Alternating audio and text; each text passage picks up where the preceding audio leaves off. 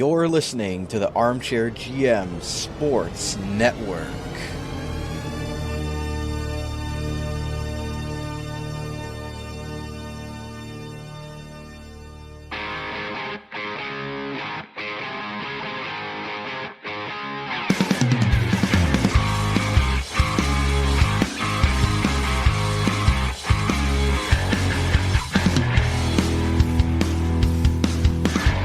This is Rod Mahood, your in-game voice of the Niagara IceDogs, and you're listening to the Dog Pound Podcast on the Armchair GM Sports Network, your podcast source for all game analysis, team interviews, and up-to-date news regarding the Niagara IceDogs. Perlini! Overtime! IceDogs win! Hosing! Score! To Akil Thomas. Thomas has the angle coming in. He scores! Verhaeghe does it again! 52.1 seconds to go. Do you love it, Niagara? Welcome into another Niagara IceDogs game recap right here on the Dog Pound Podcast, the official podcast of your Niagara IceDogs. Proudly brought to you by Global Pet Foods, where pets are undeniably part of the family in all four of their great Niagara Region locations. Brandon Caputo here with a special guest, which I'll get into here to break down the IceDogs 7-4 defeat at the hands of the rival Erie Otters here on a Thursday night at the Meridian Centre in front of 4,531 fans here tonight. Make sure to follow us at Dog Pound Podcast for all of our IceDogs content. You can also like us on Facebook, Instagram, TikTok. We're trying to post more stuff on there as well with our video content. And as well, thank you to those tuning in today on your favorite on-demand audio platform and as well on YouTube podcasts. So with that said, I mentioned I do have a guest co-host today as Cam is still away. I'm pleased to be joined today by one half of the Dawgcast, which is a podcast that covers the Brantford Bulldogs. And full disclosure, former intern here with the Niagara IceDogs. Way back in the day, and that would be Reece Doumani. Reece, welcome to the show. Welcome back, I guess, to doing some IceDogs coverage. And where can people find your great work with Colin Ward that also covers the Brantford Bulldogs? And you guys have an OHL show as well. Yeah, thanks for having me, Brandon. I always enjoy coming back here. It's funny, I lived in Brantford up until last March, and then the Bulldogs decided they were going to go to Brantford, so that's hilarious. And ended up coming to St. Catharines, currently living in Port Dalhousie. So, no, I always enjoy coming back to the Meridian Centre. It's a top 5 arena in the OHL for me. So, yeah, it's always nice to get back when I can. And Colin Ward and I, the OHL in 60 podcast, of course, wherever you can find your favorite podcasts, we are there. And then the Dawgcast, yeah, that is exclusively on the Bulldogs Audio Network, covering the Brantford Bulldogs. And, well, to say it's been a successful first season in Brantford, I think, is an understatement. So it's gone pretty well. Yeah, and looking to take them down after 23 straight, which I won't get into today. But hey, going for Miguel Cabrera, number 24 on Wednesday. Exactly. So hopefully the IceDogs do pull out that win in Brantford, but we'll see. Anyways, we're here to break down the IceDogs game here against the Erie Otters. Falling 7-4, we'll get post-game with IceDogs head coach Ben Boudreau. And as a twist for our IceDogs player interview, we're actually going to talk to an away player that people will obviously be familiar with, and that is former IceDog second overall pick Pano Fimis, now having a breakout season here with the Erie Otters. So that's to come later on the postgame. But we'll get into it first here, Reece, with our game stats brought to you by J&O Flooring. If you think you can get a better deal anywhere else, you don't know Jack. Contact our Niagara Falls location to be in your quality flooring project today. The IceDogs were actually outshot 14-6 in the first period, but they came out with a 3-2 lead, which we'll get into the goal summary later. But as the game went on, the IceDogs clawed back in the shot department. It ends up being a 35-35 shot count for both teams. But early on, definitely looked like Erie was taking it to the IceDogs. Owen Flores kept them in it for most part. And obviously with Erie's goaltending situation kind of being all over the place, the IceDogs were able to take advantage of it early. Yeah, they were. And I remember we looked at each other a couple of times in that first period. When that third goal went in, we looked at the shots on goal, looked back at each other, and we're like, 3 on 6. And you're thinking, sometimes that might prompt a goalie change, whether that be in period, whether that be in between periods. But Ethan Frazier played the whole 60, and he got better as the game went on, I thought. And like you said, more shots were fired at him as the contest rolled. 18-15 in that second in favor of Niagara, and then 11-6 in the third. So he was definitely a big part of this victory. And when you look at the score, 7-4, I wouldn't really say that's telling of how the game went, because I did think it was a lot closer looking at a lot of the stats from the game. But as the game went on, Niagara, it's never a bad idea. I always say it. It's never a bad idea to just throw the puck at the net. Who cares how you do it? It always has a chance to go in, and the IceDogs did a nice job of that in the last 40. Yeah, and the Otters pulled away. It was a close game until the third period rolled around, and the Erie Otters got 3 goals in that third period. But the IceDogs, this was a close game all the way through. You look at the face-off numbers, 30-29, so almost a dead wash there. And the power play was almost a wash in that sense. 1 for 4 for the Niagara IceDogs, 1 for 3 for the Erie Otters. As we're talking about the power play, the IceDogs were able to capitalize on the one power play goal. Kevin He, Gavin Bryant, Ryan Robrick up front with Matthew Paris and Urban Podrekar on the back end. So 4 forwards for Ben Boudreau on the power play.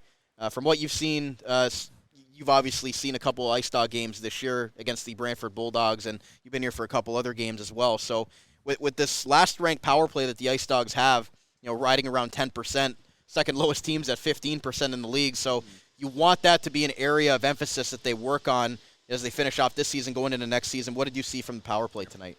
You know what? I didn't think it looked bad tonight. One is always nice to get it. Technically 25% when you're 1 for 4. So the fact that they got opportunities, I think that's number one. You got to put yourself in a position to get an opportunity with the extra man. But the power play I didn't think looked all that bad, despite not scoring on 3 of the attempts. The big thing for me, and one thing I've noticed throughout the year for the IceDogs is, you have to win the faceoff in the offensive zone, or else 20 seconds automatically gone, 20 to 30 seconds. But it's coming back in, and we're in March. We should be on the same page when it comes to the entry. Like, there are a lot of times, and not just tonight, but throughout the season where, how are they off that far? How are they going offside? There were a couple times tonight where, that an offside was easily avoidable, whether it was on the power play, whether it was 5-on-5. So from that standpoint, that has to be number one, is first making sure you get the draw, but if you don't,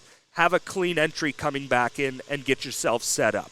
With this specific power play goal, I mean, you don't always need a tip from a guy that's standing right in front of the blue. And the nice part about it was Gavin Bryant was about around the hash marks, maybe top of the hash marks, and had his stick on the ice and was able to tip it home. That high tip's always tricky for the goaltender, so I thought that worked well. And again, a shot that wasn't really that hard, wasn't in the air, but it got the job done because Gavin Bryant was there to deflect it home. Yeah, and you talked about just being able to be in sync on the zone entries. That was big. We saw a couple guys, twirl around the zone and put themselves offside, falling there, and just being in sync there. You mentioned being in March here, and that's something that they obviously work on in practice, but just missing the timing by a little bit could make a big difference in being a team that could be 3-4 or 3 out of 4 on a power play and making a difference there. And we saw tonight it was a lot of, and we'll talk to Ben Boudreau about that later, it was really just to compete in front of their own net. It was, mostly a lot of goals for Erie were just net front battles that the IceDogs either just lost or just lost sight of the puck a little bit. Yeah. Owen Flores was kind of going left to right a little bit, and Erie was able to take advantage of a IceDog team that was scrambling in front of their net, and that's a compete thing at the end of the day too. Yeah, absolutely. And I think one thing that myself and Colin looked at when we previewed the season on the OHL and 60 podcast was the IceDogs were terrible below the goal line last year. That was the biggest thing that we looked for them to improve on. We did see that, and we saw that throughout the year. But tonight, the work wasn't very good down low in their own end, especially in front of the net. The amount of opportunities or guys that were forgotten about for the Erie Otters, essentially free goals. Like, you'd like to have a goaltender make a save or two in a situation like that, but it's also one-on-one with, 2 feet to work with between yourself and the player. So really, I'm not looking at Flores as the at-fault party there. That's the defense. You got to understand and realize who exactly is in front of your net. Even just a simple look. Like, obviously, you're watching the puck. You're watching where guys are moving out high in the slot, on on the boards, but if there's one guy that sneaks behind you, that's on the D. That's not on the goaltender, and unfortunately it happened too many times tonight. Yeah, and the team defense as well as the whole collective unit with the forwards and D just wasn't really in sync tonight, and the Stan Butler-led Erie Otters took advantage of that, as we've seen in the past with a lot of Stan Butler-coached teams. But we'll get into our scoring summary tonight, brought to you by the Niagara Employment Help Center, helping people find work in Niagara since 1983. Check out their up-to-date job board at ehc.on.ca to find your next work opportunity today. The Otters open up the scoring a minute 19 in. Again, the IceDogs just can't get that start going where they end up trailing, and they're playing from behind once again. That's something that's really been an Achilles heel for them this season. Edwards gets the goal from Sova, and Pano Fimis, who we will not hear the end of tonight, but with his first point of the night. But just an early goal. The crowd was into it, and then the away team scores, and it just kind of takes the sails out of all the momentum you're building up. Yeah, it really does, and that's the unfortunate part. It was I will say a long ceremony before the game, but Billet Night's always a cool night to see, whether it's here, whether it's up in Sault Ste. Marie, whoever. It's always a cool night to honor the Billet families that open their homes to the players. But yeah, an early goal like that definitely takes the crowd out of it. Flores never really set in the net. He was kind of sliding around and trying to figure out what the best position was for himself to stop that puck. And the defense really, and again, it was a breakdown in front of their own net, just unable to get a stick on it and clear it away somehow. And you give a team, no matter if it's Erie or if it's Saginaw or London, you give them like 3-4 whacks at the puck, they're eventually going to put it in, and that's what happened. Absolutely. And then we get to the IceDogs' first goal at the 5:27 mark. Ivan Galyanov gets the rebound off the Alex Asadorian shot cutting towards the net, and he buries his 7th goal of the year. A 4th-round pick rookie has really established himself as a full-time player and an impact player as he's grown as a 4th-round pick just this last year. One of the 4 16-year-olds that's growing and developing under Ben Boudreau right before our eyes. Ivan Galyanov picks up that 7th goal after that shot from Alex Asadorian, and we know what's going on in the Erie net right now, and you mentioned just throwing pucks on net, and maybe you can get some rebounds, and that's exactly what Niagara got, is a dirty goal, and we haven't seen enough of that this year. Yeah. No, I agree, and it was a sequence where it was an odd man rush for the IceDogs coming into the zone, and back-to-back odd man rushes for them at that point in the game. I remember the previous one, Kevin He, opportunity to shoot, and he didn't, ended up dropping it back, and then they come back with another odd man rush, and yeah, a dirty goal. Like you said, nobody said that it's a bad play to throw the puck at the net, and the IceDogs did that here, and they got rewarded to tie the game. Yeah, they got their first goal of the game, and then later in the first period, just a couple of minutes later, Artem Frolov kind of chips the puck out of the zone, and I think it was Pano Fimis that was back on defense and just wasn't able to kind of corral the puck, and it ends up bouncing over his stick. Kevin He, with that great speed that he has, just kind of is able to get himself a partial breakaway, goes backhand, forehand for his 31st goal of the season to give the IceDogs the lead. Yeah, and I remember on that play, too, just all of a sudden you're like, oh, and it's Kevin He all alone in on goal, right? And the way he's played all season long, there was no reason to think he wasn't going to bury that. And I think on that situation, you got to try and keep it as simple as possible. Your team just scored to tie the game. Building's back into it. There's a buzz in the arena, and he just shot it and beat the goaltender. No reason to try anything fancy there. That was the right play. It was, and it got the IceDogs the lead, but then this Edwards, Fimis, and Alfano line just ate throughout the night for the Erie Otters, and they get their second here. Edwards' second goal of the game for the Erie Otters from Pano Fimis and Sam Alfano late in that first period, but the IceDogs did tie the game there late in the first period, just over a minute left in the period. It was a power play goal. This was the power play that we had talked about earlier.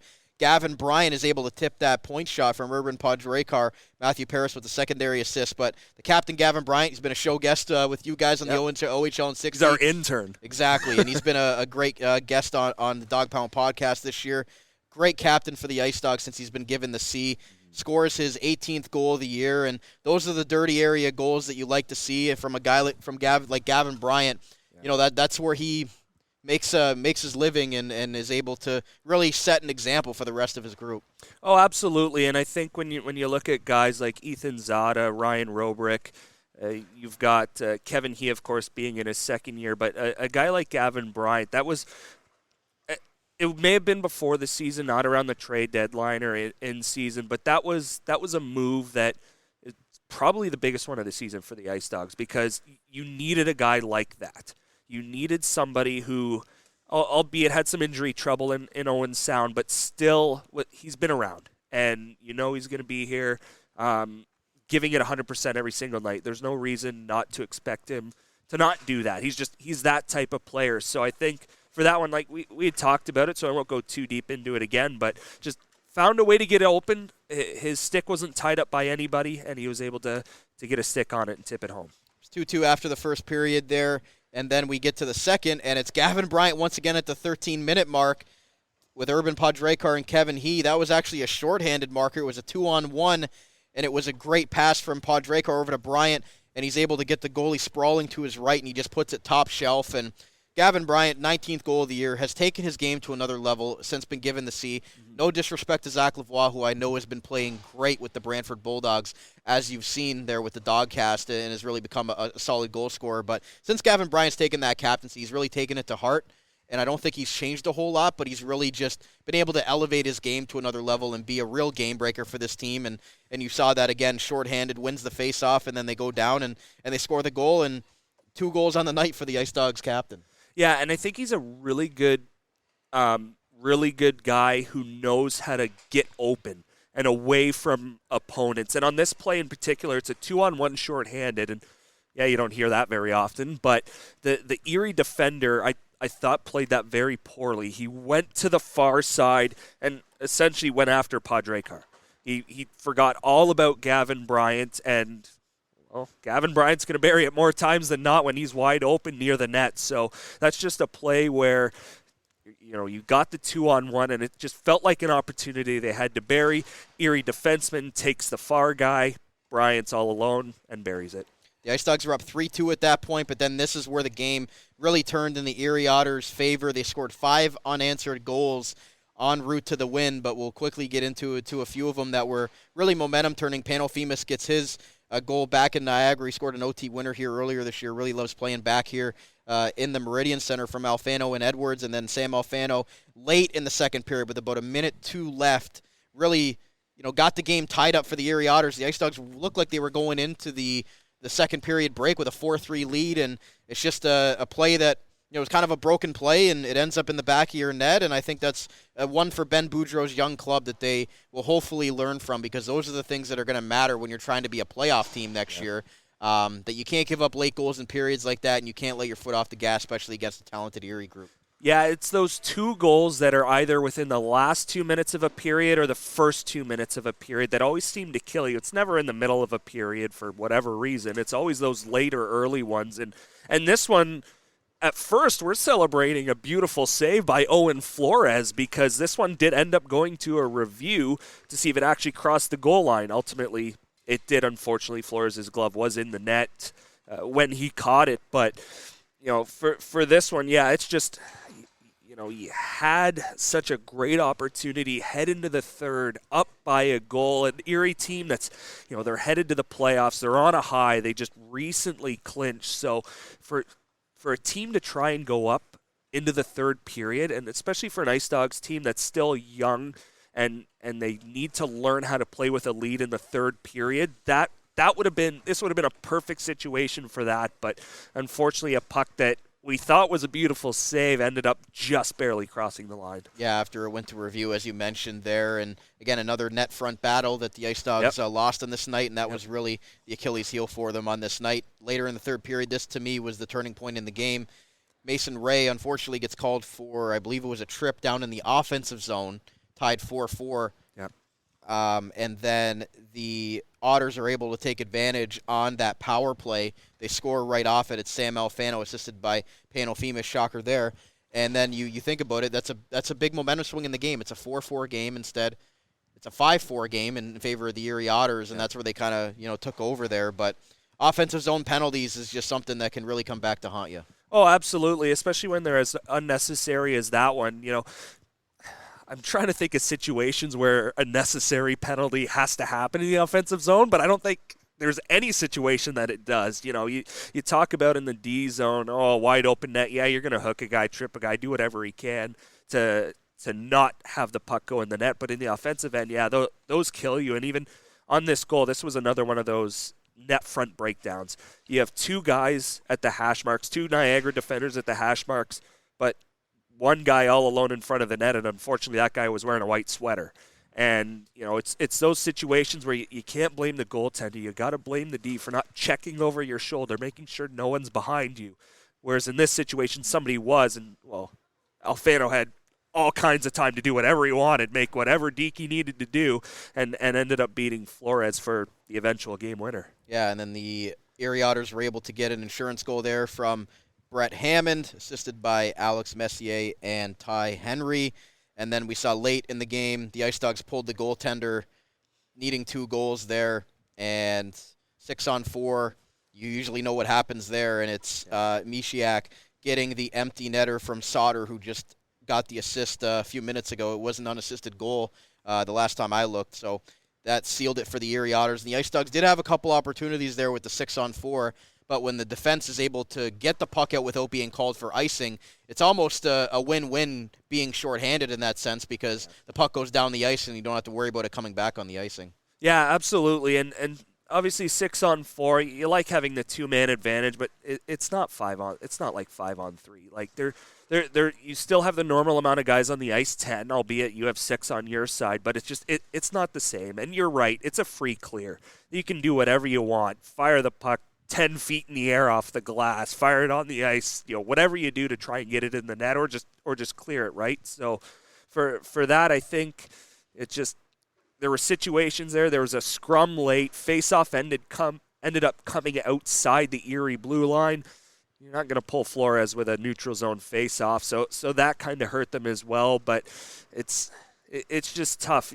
They got themselves into a position down by 2 because they weren't good enough in their offensive end, and then that's just what happens when you put yourself in a spot where you're down late and you have to get 2 within a minute and a half. And pun intended, having that dog mentality, which you guys have seen in Brantford a lot. Yeah. That late in that game, the IceDogs are going to lose this game, and you saw Kevin He's a draft-eligible player this year, and you want to see him take other steps in his game other than just being a prolific goal scorer. And I think you saw that there. Him and Spencer Silva got into it. A real Donnybrook all over the ice there at the end of the game. Yep. Again, 2 teams that have faced each other a lot, geographical rivals with Erie and Niagara, and they don't play again this year. You saw when Mishiak scored the empty netter, you pointed it out, he went right by the Niagara bench and kind of waved at them. And apparently he blew a kiss to the bench. I don't really get that one. Yeah, so the response from Niagara, did you like it at the end? Yeah, I did, because I think you're right. The geographical rivalry is there, and a part of me still questions why the Erie Otters are in the Western Conference. I get it because of where they are, but they technically have to go through 2 Eastern Conference cities to get to any opponent, unless they obviously go through the States to Windsor. But it's a rivalry that the OHL needs to continue to have, whether they're in the same conference, different conference, whatever it might be. Like it's always fun, whether both teams are at the bottom or both teams are at the top. It's one a lot of fans look forward to. Obviously, IceDogs in Erie, you're going to see fans travel. Erie and St. Catharines, you're going to see fans travel from Erie. So, I love that at the end. It's a hard-fought season series that really seems to be close every single year. Maybe the exception being when they had DeBrincat, a couple of radishes, there was a McDavid there, quite a few good players. So, but I love that. I think at that point with a minute and a half, you're down by 2. Yeah, it's possible, but it's very tough. So you want to get as much energy out as possible and show that fight. And I remember seeing your quote earlier, Brandon, from the head coach, Ben Boudreau, that just because we're eliminated, we're not going to stop fighting. And he's told the guys that, like, if there's any quit at all, then what's the point in showing up? And I love that, and I think that was a great example of it. Yeah, and he's putting the guys out there that will actually show that the last 7 games of the season. So we're going to get more post-game analysis. We're going to hear from head coach Ben Boudreau on our Wild Bills Auto Repair post-game. We'll get our player interview with Pano Fimis, the former Niagara IceDog, after his 5-point night with the Erie Otters. So stay right here. We'll be right back on the Dog Pound Podcast, the official podcast of your Niagara IceDogs, proudly brought to you by Global Pet Foods, where pets are undeniably part of the family.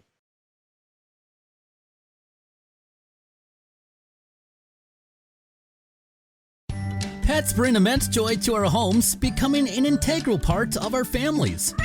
But this living, loving experience often requires a little extra care and attention. That's where Global Pet Foods comes in, with owners and staff ready to support you every step of the way. Check out one of their locations today. 3643 Portage Road in Niagara Falls, 160 Highway 20 in Font Hill, or 400 Scott Street and 344 Glendale Avenue in St. Catharines. Global Pet Foods, where pets are undeniably part of the family. Proud to sponsor the Dog Pound Podcast, the official podcast of the Niagara IceDogs.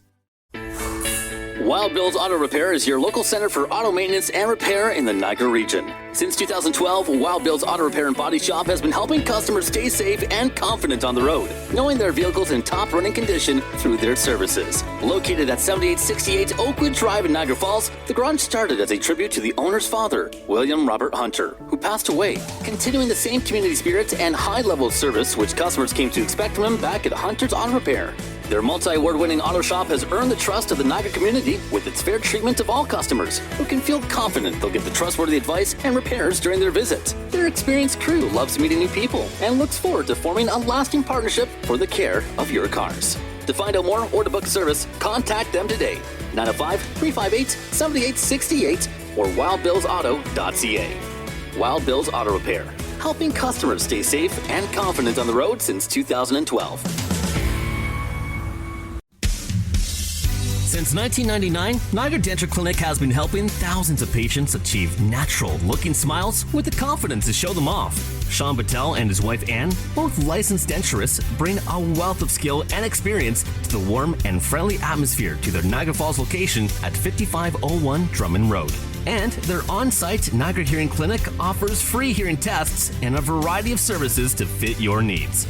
This family-run practice takes pride in providing superior care and service to their patients, along with the best premium products available on the market. Get the best work done at a more reasonable price.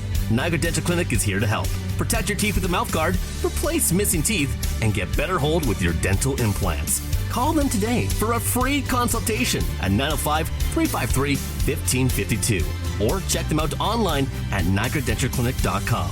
Niagara Denture Clinic, creating natural smiles in the Niagara region for 25 years. Niagara Golf Lounge features 2 state-of-the-art indoor golf simulators, allowing you to play some of the world's best courses all year round. The perfect place to indulge all season long. Don't worry about getting thirsty while you play around with your friends. Their fully stocked bar offers a wide selection of drinks, appetizers, and a variety of meals are also available to enjoy before, during, or after you play. Grab a seat next to the fire in their comfortable sports lounge. Didn't bring your clubs? No problem. They have partnered with TaylorMade to offer you the best rental clubs. You won't want to miss their exclusive NFL and NHL giveaways for the Buffalo Sabres and Buffalo Bills. Located in the Best Western Plus Cairncroft Hotel, 6400 Lundy's Lane in Niagara Falls. Visit NiagaraGolfVacations.com to learn more and to reserve your golf bay today. The Niagara Golf Lounge, Niagara's home for golf and sport all year round. Are you currently looking for work in the Niagara region? If so, you owe it to yourself to check out the services provided by the Niagara Employment Help Center, located at 6100 Thoroldstone Road in Niagara Falls. Their many free services include a fully staffed resource area open to the public, resume and cover letter writing, local labor market information, job search strategies, assistance with clarifying employment, training and career goals, employment counseling and job search support, Better Jobs Ontario information and registration assistance, and you can check out their website at ehc.on.ca or call 905-358-0021 for more information. The Niagara Employment Help Center, helping people find work since 1983.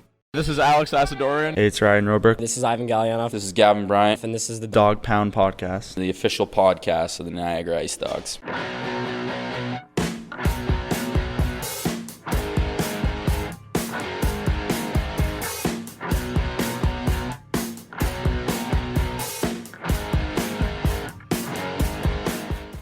Welcome back to part 2 of today's Niagara IceDogs game recap.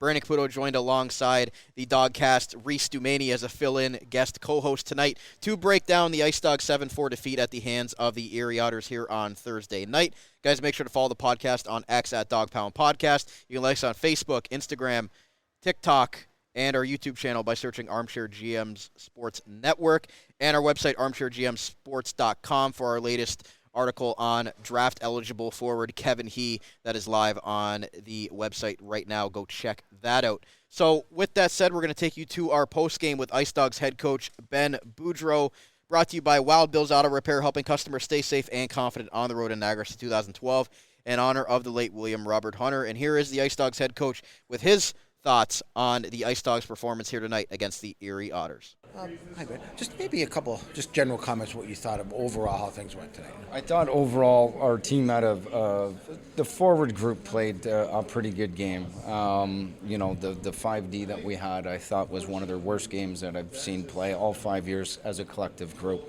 I mean, we talked about Flores making the stops that he needs to make. And I thought he did that. When you look at 6 of the goals that came from the net front, all 6 of them, wide open, wide front. We lost our battles. We weren't able to compete. I thought our D that were rushing the puck tried to do it themselves, turn it over in the neutral zone. And, it's a frustrated group when now the losing streaks reaches 9 games. But the D just didn't have it tonight. And I thought collectively as a team we all lost. So we didn't show up with those 5 guys ready to compete. And I thought Erie, give them credit, they did a great job of finding a way to get to the dirty areas to score goals. So you have a 2-goal lead and can't find a way to close it out, and you start thinking offense. But defensively as a group, we didn't find a way to execute tonight. And, on all of 5D right there, we need to do a better job. And this isn't on the goalie. This isn't on the forwards coming back and helping out. This is squarely on the 5Ds for not finding a way to win enough battles in front of our own net. I mean, when you're kind of boxed in with the only 5D, there's not much you can do, is there? I mean, you can't start moving guys back and moving around. I mean, because then it becomes almost even worse, right? The 5D that we have are the same 5D that we have since January 12th. And I mean, it's either, do the job with the 5D or get somebody that, can do the job, but we can't do that until next year. So, I mean, with the 6 games remaining, we're asking our 5D to find a way to make a difference. And tonight, it wasn't a positive one. Fair enough. I'm going to talk to Gallianoff today. He got a goal for you. He's starting to come around a little bit. Where do you see him now versus maybe the beginning of the year, maybe some of the progress he's made? Well, just a lot more identity as far as what he needs to do to bring energy into the game, and how he needs to have an impact on the ice. And there's still a long way to go with the 16-year-old kids. And, if he can start shooting the puck a little bit more, I think he's going to be a threat. But the kid buys in. He's a very coachable kid. He's part of the solution, not part of the problem. And you see his trajectory and his path towards success. And I think he's going to have a pretty good career here for Niagara. When you project him, what kind of a player do you think he's going to be down the road? Is he going to be a sniper, a two-way guy? Like, what do you think of him? He's smart defensively. He competes. He's a lot bigger than what he is. I mean, he's got the ability to skate, pass, and shoot. He has no problem going to the net. When you look at his last 3 goals, they all came off second-chance opportunities. And so he's the lifeblood of the team. And so he's a guy that may play on your first line one day. He'll be able to buy in on a role on the 4th line. He could play anywhere in the middle. I mean, that's a utility guy, left, right, in the middle. But he's going to be the lifeblood of the team here. He's got a motor mouth in a most positive way and keeps everybody light and on their toes.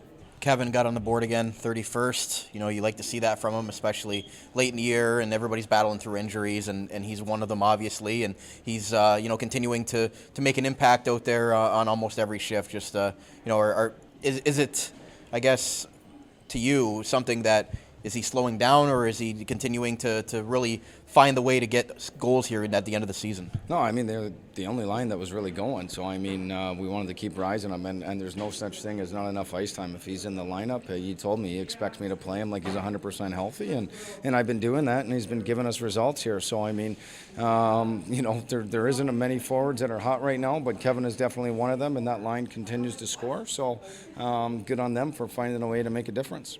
Late in that game, it's a 1-goal game, and you take an offensive zone penalty. When something like that happens and the opposition gets a power play goal, that's really where the momentum swung there, because you could have easily tied the game up there, and instead you're down 2. So is that kind of a learning lesson for this young group, making sure that you're not making those mistakes in the offensive zone? I mean, there's been a lot of learning lessons. At the end of the day, it just comes down to whether you get it done or you don't, and we didn't get it done. And you take an offensive zone penalty, it kills your team the other way. And 2 goals for us almost is an insurmountable comeback sometimes, but like I said, we learned a lot of lessons. It wasn't the difference in the game, though.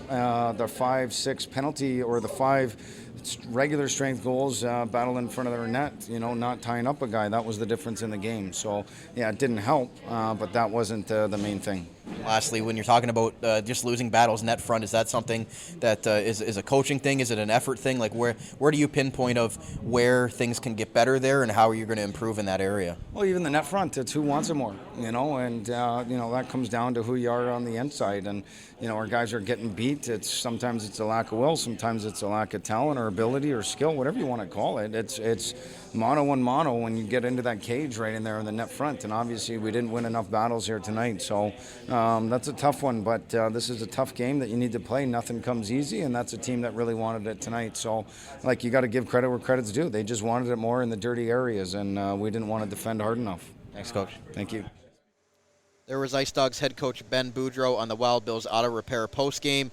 Reece, a lot of thoughts there, a lot of honest thoughts that the IceDogs head coach has been giving us all year long, and he is the reality of it. He understands what this group is and the deficiencies that they do have.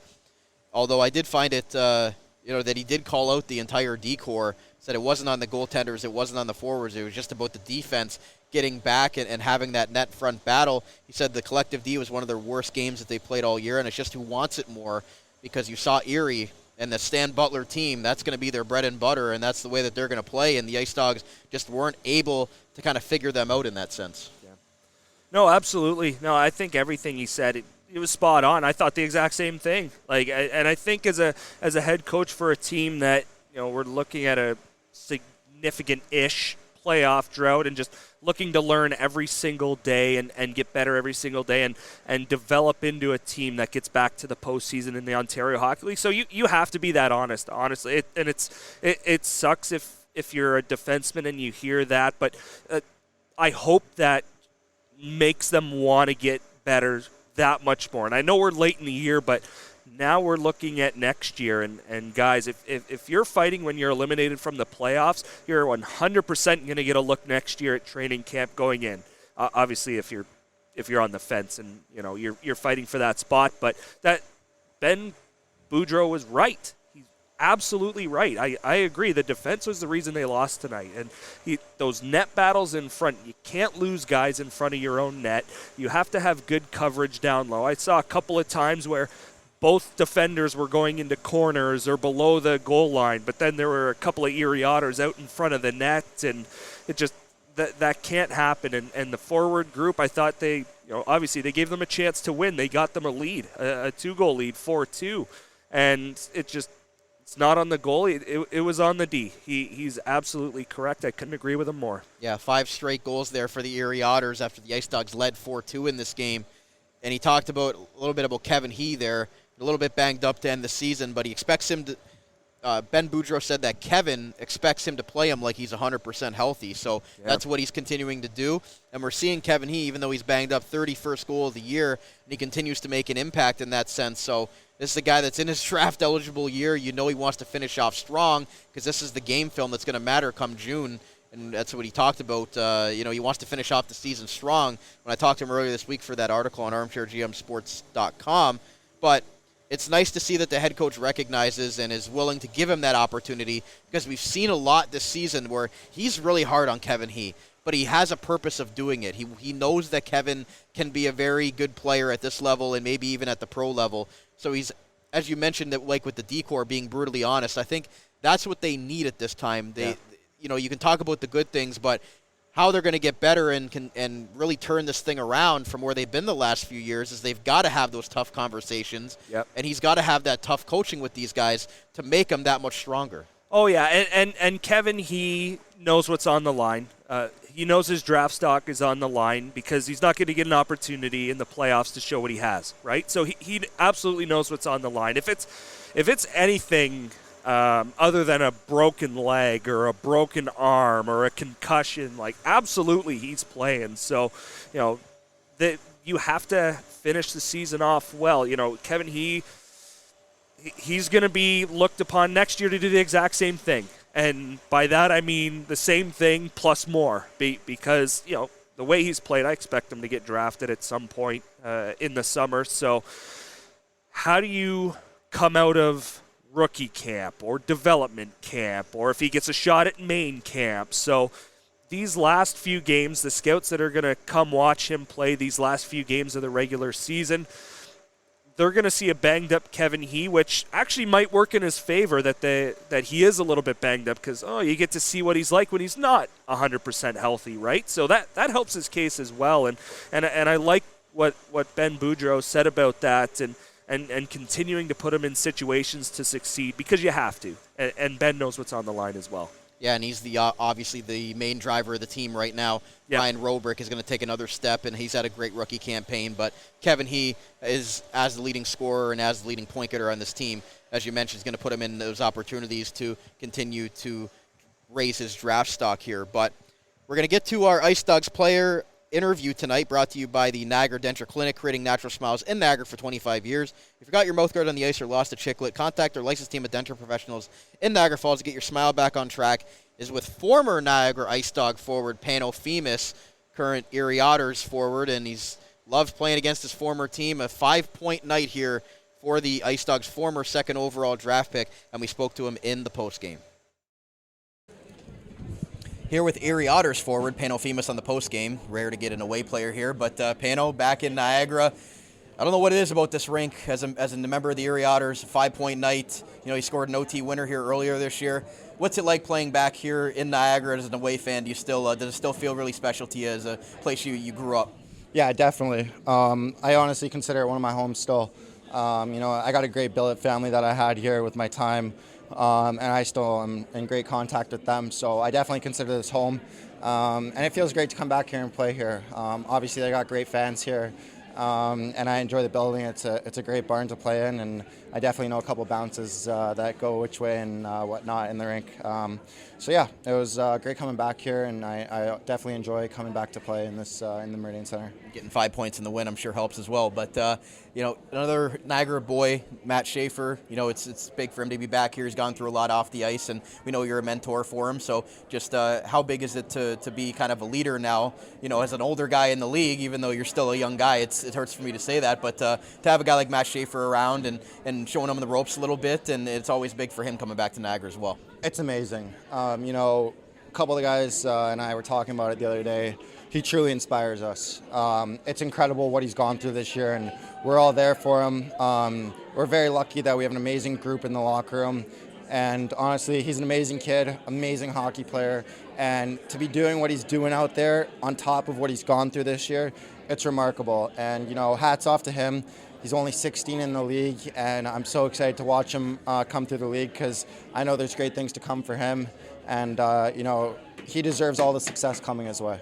And we know that the potential's always been there for you to be an impact scorer in this league. Now this year has been a breakout year for you with Erie, leading scorer on the team. Seems like you've really taken a step forward in your confidence in your offensive game. What's been the biggest thing maybe from your first couple years in the league and now working with Stan Butler here in Erie that's really taken your game to that next level and really made you an impact player in this league?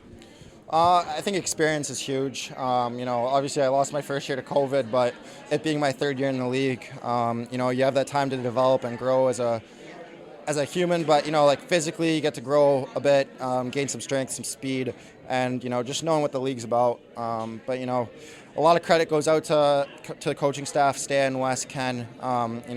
They've been working with me greatly this year, just to, complete my game as a whole, and so that's been amazing. And obviously a lot of credit to my teammates, my line mates in the last little bit have been Eddie and Alfie. They've been amazing. Obviously it's pretty easy when you play with two guys that know to put the puck in pretty well in the net. So it's been amazing this year for the success, but a lot of credit goes out to my teammates and the coaching staff. But yeah, it's been a great year, and we're all excited that we were able to clinch a playoff spot there the other day. And we got a big couple weeks ahead of us. Yeah, a week and a half. Last question for you. A week and a half before the playoffs start. It's going to be your first time in the playoffs. I know you're really chomping at the bit to finally play some playoff hockey, but there's a lot of jockeying for playoff seeding and positioning in that or the Western Conference. You can be anywhere from 5 to 8, so it's going to be a big, week and a half push for you here. What's the mindset as you guys try to finish off strong in the regular season, get as high in the seeding as you can, and then really enjoy hopefully a deep playoff run here? Yeah, I said it to Al earlier. It's huge that these games are playoff games to us. The playoffs start now. They don't start 2 weeks from now. So we got to get our playoff game on and be ready to play every single night because come playoff time, everyone's battling for the same common goal, and that's to win a championship. So we got to come ready to play every single night and put our best effort forward. Former Niagara IceDog forward and current Erie Otters forward, Pano Fimis. Pano, thanks so much for doing this. Congratulations on a big 5-point night, and wish you all the best. I speak for many people here in Niagara that we're still rooting for you here, and good luck when it comes playoff time. Thanks a lot. Always a pleasure coming on. There was IceDogs forward Pano. Jeez, I said it again. Erie Otters forward Pano Fimis. I can't still thinking he's an IceDog to me, but again, former Niagara IceDog Pano Fimis, and now engraved in this Erie Otters group here, and he continues to haunt his former team. Reece, a 5-point game. You can tell he's just really confident. You know, as his first couple years in Niagara didn't really go as he wanted to. Missed that first year of development as an Ontario Hockey League player after being a second overall pick. That was, really did affect him there. And you can tell he's taken a huge step here with this Erie Otters team, and he just looks like a completely different player in a good way here with the Otters, and he's getting prepared and talked about this being really all playoff games leading up to the end of the regular season because there's so much jockeying for that seeding in that Western Conference, and he's geared up, ready to go for his first taste of playoff hockey in the Ontario Hockey League. Yeah, and I still think back to when Cullen and I had him on the OHL in 60 podcast after he got drafted. We were his first interview ever. And it was funny, a funny story actually after that. Jordan Musa, former social media guru with the Niagara IceDogs, Pano went to her afterwards, of course, after the episode debuted and aired, played it and asked Jordan, hey, how do I sound? Did I sound okay? Did I do this correctly? And that's something that always stuck with me for him. It just right away, not even on the ice, just something as simple as doing his first interview. And I'm sure the nerves were there, but just something as simple as that. Hey, how do I sound? Wanting to get better at something that's not hockey and his speaking. And you can hear it there. And you always hear it when he's done any interview this year that his confidence level speaking is there, but on the ice, it absolutely is. We're talking about 71 points this season for the Erie Otters, which is miles ahead of what his career high was. Do some math here quickly. 47 points a season ago, so he's clearly gone above and beyond that. And he's a guy that had to be good in order for Erie to be the position they're in. And Erie was my pick to be the surprise team this year in the preseason media poll. And not to say that they're overly surprising, as in a top 4 spot in the Western Conference, but still, I think the position they've put themselves in, a lot of people may have not seen them there. They may have seen them, 7, 8, maybe 9, whereas, like you said, they're fighting for 5th and 6th place in the Western Conference. So he's been a big part of the reason why the Erie Otters are there, and he had to be coming into the season. Oh, he absolutely did, and for the IceDog side of things, congratulations to Pano Fimis, but we'll kind of wrap up the show here before I get your player of the game. What do you want to see from this IceDogs team the last 6 games of the year? Obviously, there's some personal accomplishments with Kevin He wanting to be the first IceDog player drafted from this team since Phil Tomasino, which was the last time you were here with Niagara. Yep. It's been that long since the IceDogs have broken through that glass ceiling. Ryan Robrick's trying to get to 30 goals as a 16-year-old. That would be big. But you want to see almost some team accomplishments as well as the personal goals, because you know that it's going to be tough sledding here with the opponents that they have left, including the Brantford Bulldogs as one of them. But what do you want to see from this IceDogs team as they kind of wrap up this final 6 games of the year? Yeah, I think being 500 in the remaining 6 games would be huge for this team, because you heard Ben say this would be loss number 9 in a row for this team. One thing I might be looking at is the goal scoring, and right now they're below what they scored last year. They had 199 goals last year. They're currently at 180. So that's an off-season thing you work on and try and figure out where you're going to get more scoring from. But 500, I think that'd be big for this team. Maybe even 2-4 would be good to see for the IceDogs. But to be honest, the big thing, it's just got to be the compete level. And, they're eliminated from the playoffs. Every team but one, I believe, is, and that being the Peterborough Petes, although that may have changed depending on some of the results. But, just compete. Like we saw, a minute and a half left, 2-goal deficit, probably not coming back in that situation. Just keep fighting. Really, like, you're fighting for next year. You're fighting to prove why you should be a Niagara IceDog, or if you're, I don't want to say on the way out, but if there's not a spot for you on next year's team, if you're outside of the OA group, you got to prove it to other teams why they should pick you up and give you an OA spot. So I think it's just fight till the end and find a way to compete for all 68 games and right down to that final second of game number 68. Before we get out of here, we're going to put Reece on the spot one more time with our player of the game, brought to you by the Niagara Golf Lounge, Niagara's home for golf and sport year-round, located in the best Western Cairncroft Hotel in Niagara Falls. Visit NiagaraGolfVacations.com to learn more, to host an event, or to book your golf day today. I know we're not going to pick Pano Fimis because we're going to go with a home player. So, Reece, other than Pano Fimis and that whole line for the Erie Otters that did damage tonight, who's your player of the game for the IceDogs? Yeah, for me it was really down to 3 players, and one of them being Urban Boudreau, 2 assists and +2. I thought that was big. Frolov, 2 assists, +2. For me, I got to pick the intern, Gavin Bryant. I thought he was one of the reasons why the IceDogs had a chance to win this game. Flora's a big part of it as well, but Gavin Bryant, you can tell right from puck drop, one of the starters tonight. It was a game that he was on. And you could tell he was on very early. He was hard on every puck that he was after, rewarded himself with a couple of goals, and being a big Thomas Holmstrom fan, that tip out in the high slot was phenomenal, so kudos to him on that. But Gavin Bryant, the captain of the IceDogs, I would say more times than not he's been the MVP of certain IceDogs games, and he certainly was tonight. Reece, thanks a lot for doing this, and again, make sure to follow at the Dawgcast Pod, I believe is the Twitter handle, and at Reece Doumani on Twitter. Reece, really appreciate you coming on tonight, and best of luck, other than next Wednesday, to your Brantford Bulldogs the rest of the way through and into the playoffs. Really looking forward to where they're going to go, and keep up the great work with Colin Ward. Yeah, thanks a lot, Brandon. This was a lot of fun. I'll come back anytime you need me. Yeah, whenever Cam's not available, we'll see what happens. But that's going to wrap up another Niagara IceDogs game recap right here on the Dog Pound Podcast, the official podcast of your Niagara IceDogs, proudly brought to you by Global Pet Foods, where pets are undeniably part of the family, and all 4 of their great Niagara Region locations. The Erie Otters take it 7-4 on Billet Appreciation Night, as Reece mentioned, in front of 4,531 here at the Meridian Centre. The IceDogs will play, by the time this episode records, tonight in Mississauga, and they'll have a game against the Barrie Colts here on Sunday afternoon, wearing their green jerseys for St. Patrick's Day. So, for Reece Doumani, my name is Brandon Caputo. Make sure to follow us at Dog Pound Podcast, and this has been another episode right here on the Armchair GM Sports Network. We'll talk to you again very soon.